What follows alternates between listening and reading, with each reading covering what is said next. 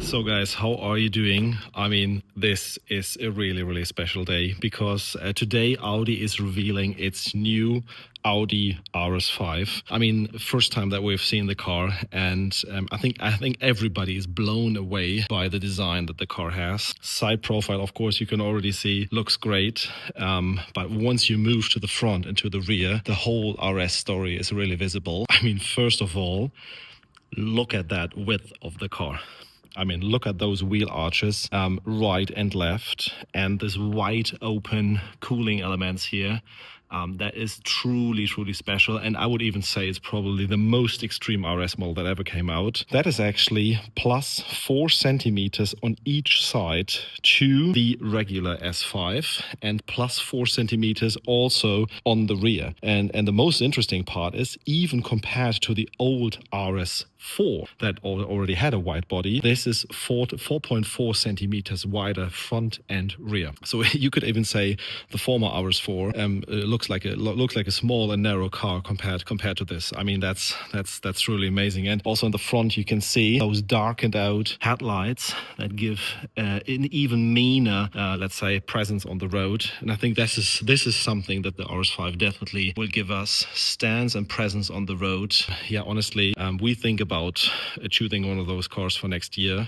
7 Series is leaving us, and I'm really looking for a successor. And I think this car, not only about the hybrid let's say capabilities, we'll talk about that in just a minute, but mainly from a design perspective, is a pure gem. And now that we're moving to the rear, you've already seen the beginning of the video. I mean, holy moly, the camera doesn't even do it justice. I think the first shot that we did from the rear was quite okay, but I mean, now you see it from this angle, the width of the car is simply insane. I mean, we know those taillights and we know everything from the A5 and S5 Avant, but that just plays a totally different story. The rear arches, I would even say from a design perspective, are even more extreme than of the outgoing RS6 version.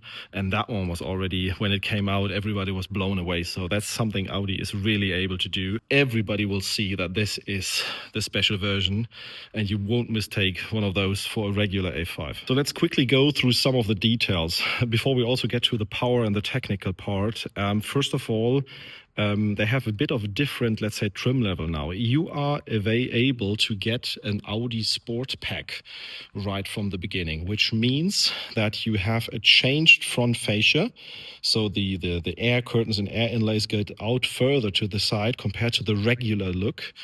And you also get bigger wheels in this Audi Sport Pack. You also get some interior options that are more special.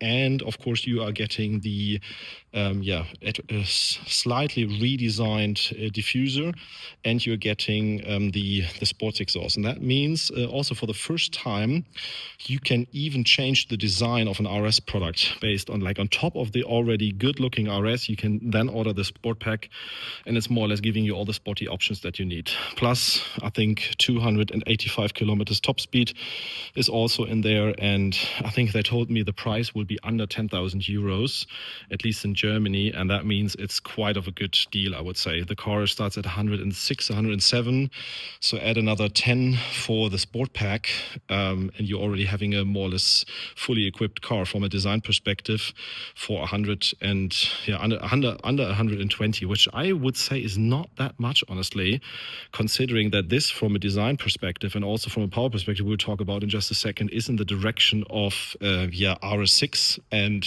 maybe even more. So that's quite interesting. So let's take a look inside, because from a trim perspective, that's something really, and you can see those wide wheel arches right here. Wow, look at that curve there.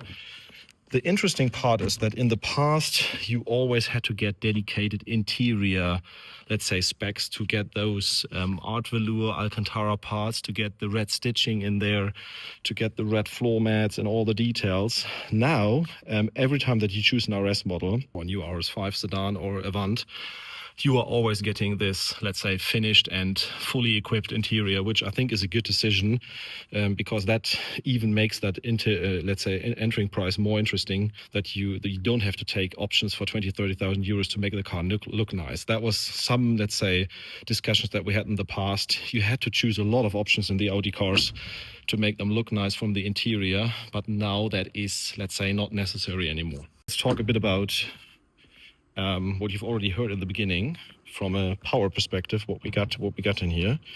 I don't know if I'm able to open this. So first of all, we got a petrol engine in here, and it's not a 4-cylinder. We have a V6, bi-turbo V6 engine in this one. You could say it sounds similar to the RS4 engine that we had before, but the technical guys told me, besides that 2.9 V6 naming, there's almost nothing in common with this engine and the predecessor. This engine now pumps out 510 horsepower. So everybody that was asking for a more powerful V6 already in the predecessor RS4, now you got it. We got 510 horsepower, which pumps it into the direction of the M3 competition, or almost an M3 competition right now. But of course, that is not the end of the story, because this car has a fully plug-in hybrid additional system. You can maybe even see that by some of those orange cables that are sitting there, which means that we're getting 640 HP total power, and we are getting 800, I think, was it 30 Newton meters, 860 Newton meters, something like that, total power output. Of course, all four wheels, quattro as always with the RS models, and that means we're getting into the direction of the RS6 performance that we just had. 630 HP, 850 Newton meters was a figure that the RS6 performance had of the outgoing generation or the recent generation, and now we're having an RS5 that's pumping out the same thing. And I think the most important part from a power and performance perspective is also, once you look at the acceleration figures, once we're looking at the, let's say, first 2.5 seconds of acceleration, this car is twice as fast as the outgoing RS4. So there will be it will be a totally different league from an acceleration perspective, 0 to 100, and of course 100 to 200. The old RS4 won't have, let's say, anything to do with that anymore, and we're more in the direction of RS6 or even faster. That would be very, very interesting to test that on the test drive. That is hopefully also coming up soon, and to see how that car performs in real life. And of course, a difference to some of the competitors on the market. This is a plug-in hybrid, and you could say, oh no, it's carrying the battery.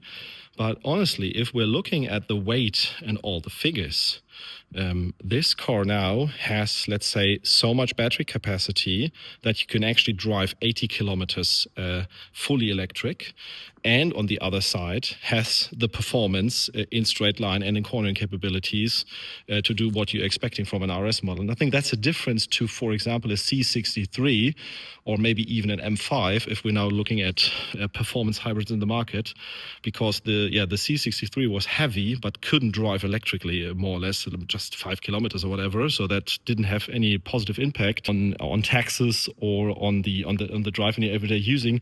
And also the M5 was heavy, and you could also only get something like 30 kilometers or 40 kilometers in real life out of it, and also the weight was high. So the weight is not that bad, honestly, considering the fact that it has all that technology in there. And therefore, I think this is one of the first, let's say, performance plug-in hybrid versions that actually make sense, that you could say you could buy and you will be happy driving electric in your daily commute, but on the other hand you will be having a lot of fun on the Autobahn or on the country road. And of course this is not a track tool. I mean, if you're comparing that to an M2 or maybe even M3 that is only combustion engine and you want to chase some track times, of course this won't be, let's say, the faster car, or likely won't be the faster car. I don't have any idea, but I can only assume. But for everyday driving, business trips, family trips with lots of luggage space, we can also look inside. The battery is not really harming the luggage space.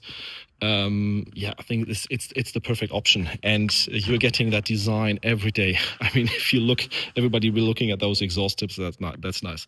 So you can see where the C63 has, for some reason, elements for the electric motor and also the battery in there. Here we have just a regular Avant, luggage space. So that's a good thing, and that's probably also an argument for that car. Something I haven't talked about, which is very interesting, which also will make the car feel a lot lighter than it probably actually is the torque vectoring system in the rear. And for the first time, this is also world premiere for any manufacturer that is out there. This car has an electromechanic or whatever, a torque vectoring system.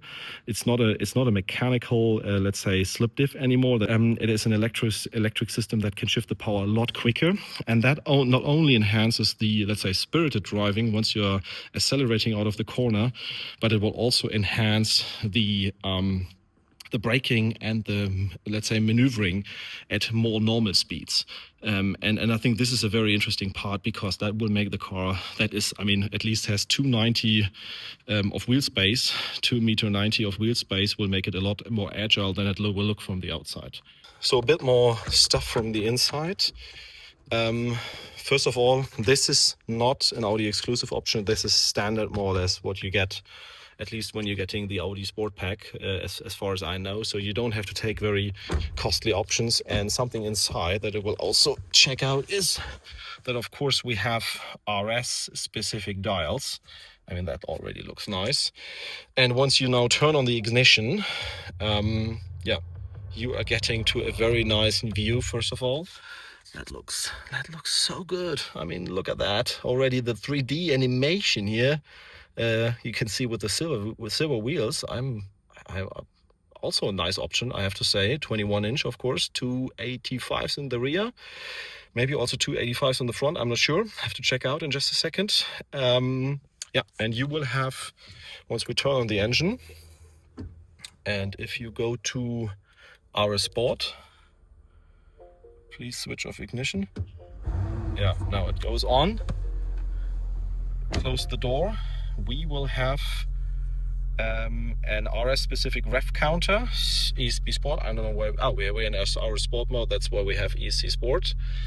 And you can just lower the window maybe, so that you can also hear how that rev sounds are.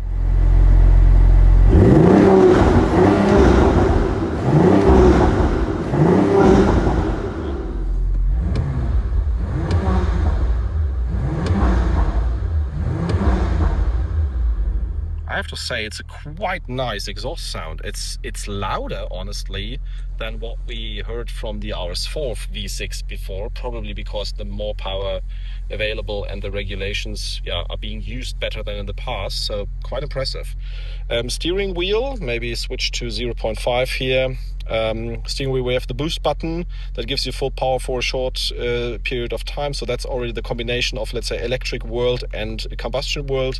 RS is the shortcut to the RS modes. As you know, we have the new steering wheel with the physical knobs here.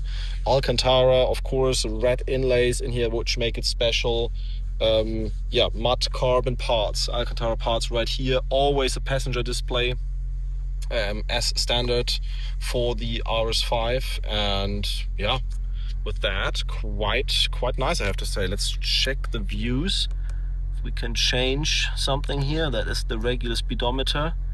And maybe there's also the possibility to change that. I have to figure that out. As I went into the My RS menu, you can see a black RS5 Avant here, which I think also gives you a glimpse at what the car could look like in that spec. I like it honestly. And also tells you we have V6 engine We have the electric, let's say, motor that's sitting on the drive shaft, which is then recuperating or let's say delivering power on the drive shaft or the crankshaft. And we have the battery, which is partially being charged right now, sitting in the rear also for perfect weight distribution, right in above that electronic limited slip diff at the, or the torque vectoring system at the rear. So yeah, from a technical perspective, from a packaging perspective, but of course mainly from a design perspective, this is simply insane. I mean, if we just walk outside now and listen to that exhaust sound here.